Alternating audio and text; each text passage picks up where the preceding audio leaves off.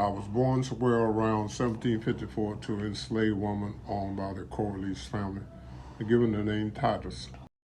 Zephyr and her son, John Quarles, were Quakers and lived in a small farming town called Coates Neck in Monmouth County, New Jersey.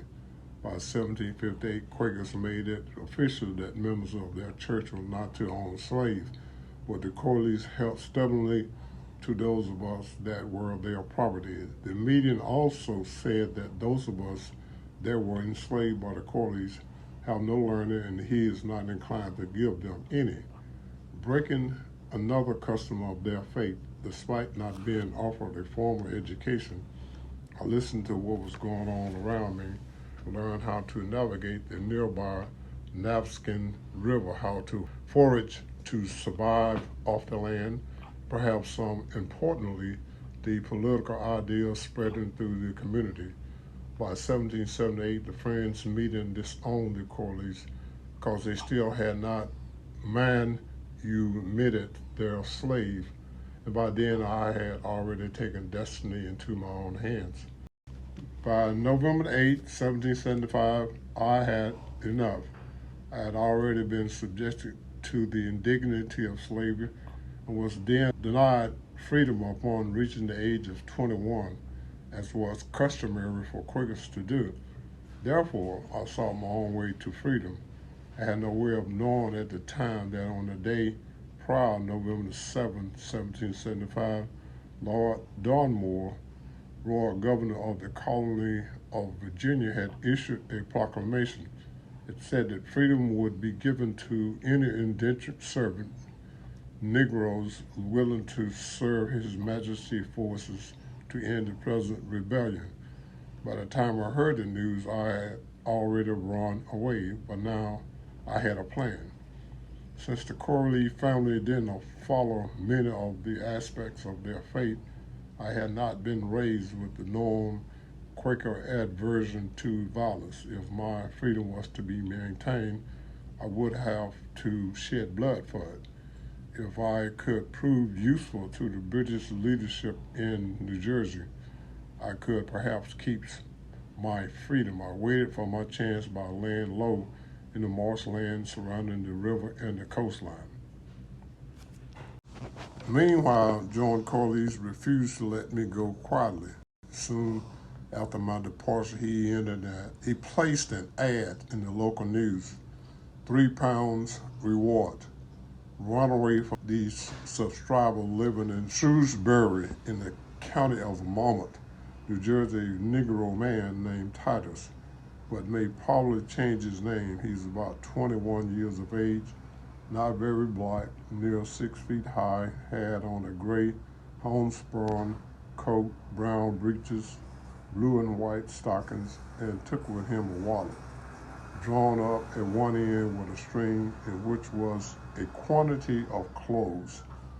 Whoever takes up said Negro and secure him in any jail or bring him to me shall be entitled to the above reward of £3 proclamation money and all reasonable charges paid by John Quarles. I was not the only one denied the freedom that the patriot crowd cried out for. Many of the slave-holding families in New Jersey were terrified that a slave revolt would occur. The committees were put in place to limit the movement of slaves as well as their meeting in numbers. Slaves were threatened with imprisonment and worse. Because of the punishment, many slaves ran away to the British, as I did. By the Battle of Monmouth on June 28, 1778, I had already earned the distinction of being called Colonel Tye, despite the British Army not allowing black people the chance to become commissioned officers. However, it was at that spot just miles from where I was born that I became infamous to those adhering to the Patriot cause. I was able to capture militant Captain Elisha Shepard and have him transported to the Sugar House in New York City for imprisonment. Soon after the Battle of Monmouth, tension between Whigs and Tories increased to a fever pitch. The Patriot Whigs were capturing and executing loyal Tories in their own brand of vigilant justice. On July 15, 1779, my men and I, as well as some white loyalists, raided the patriots of Shrewsbury for supplies and imprisoned 2 men. The success of this venture marked the beginning of many such missions running back and forth from the Staten Island Loyalist stronghold and another Tory settlement known as Refugee Town in Sandy Hook, New Jersey. We made a name for ourselves by raiding New Jersey Whigs for supplies and, when possible, capturing or executing their leaders. I show no mercy to the slaveholders that would show my people nothing but bondage and abuse. In return for service to the crown, my men and I were paid handsomely, something that many former slaves had never experienced. My skill in tracking and navigating the local terrain proved invaluable for the element of surprise and surely contributed to our successes. It had the added benefit of causing panic in the local slave-holding patriot population. In the winter of 1779, I found myself a member of an elite band of 24 soldiers known as the Black Brigade. We assist the Queen's Ranger for some of our raids and contribute the activity which we had become so well known.